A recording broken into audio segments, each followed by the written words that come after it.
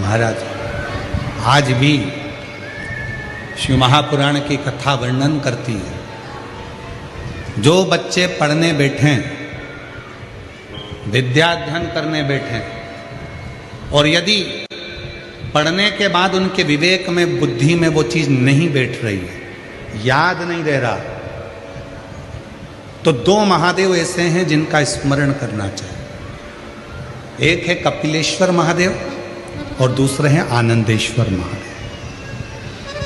और माताओं से निवेदन है, जितनी भी मेरी माताएं बैठी हैं, जितनी मेरी जीजियां बैठी हैं, जितने मेरे जीजा बैठे हैं, जितनी मेरी बेटियां बैठी हैं, जितने मेरे बुजुर्ग माँ बाप बैठे हैं, उनसे निवेदन करो, मान लो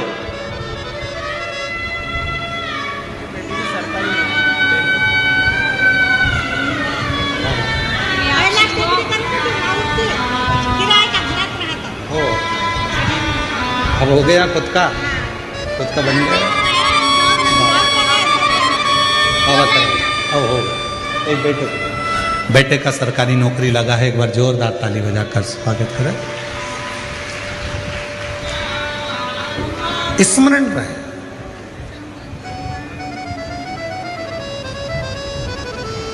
स्मरण, प्रत्येक माता को स्मरण में रहना चाहिए। आप बच्चे से कहती हो पढ़ पढ़ पढ़ पढ़ पढ़, पढ़ता नहीं। आप उसके पीछे पढ़ जाती हो, वो पढ़ता नहीं, पढ़ भी लेगा तो याद रहता नहीं, स्मरण नहीं रहता। खुद बैठो, बच्चा कितना भी ट्यूशन चले जाए, कितनी भी कोचिंग चले जाए, कितने भी अच्छी कोचिंग में जाकर पढ़ ले, पर प्रत्येक घर की माता को, प्रत्येक घर के पिता को एक काम करना चाहिए, कम से कम 15 मिनट, 20 मिनट, आधा घंटा अपने बच्चों को पढ़ाने के लिए जरूर बैठना चाहिए।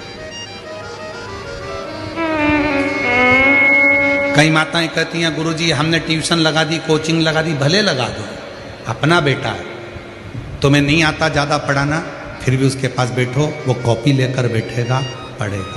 जितनी देर बैठ सकते हो उसके पास बैठो थोड़ा।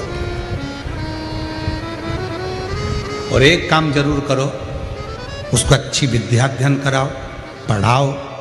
साथ में आनंदेश्वर महादेव, कपिलेश्वर महादेव, दोनों का नाम लेकर थोड़ा सा जल शिव जी को चढ़ाओ और वो जल उस बच्चे को जरूर पिलाओ जिसकी बुद्धि में, जो याद करता है भूल जाता है, या पढ़ने में मन नहीं लगता, ध्यान नहीं लगता, खेलने में मन लगता है, ज़्यादा ध्यान पढ़ाई में नहीं जाता, उसको आनंदेश्वर महादेव और कपिलेश्वर महादेव, ये दो ऐसे। आनंदेश्वर महादेव, आनंद वो बालक जो जन्म लेते से ही अपनी माता को ज्ञान देते हैं, और कपिलेश्वर महादेव, कपिल मुनि, वो जो जन्म लेते से ही अपनी माता देवहूति को ज्ञान देते हैं। ये दो विद्वत्ता के विषय, विद्वत्ता की दोनों।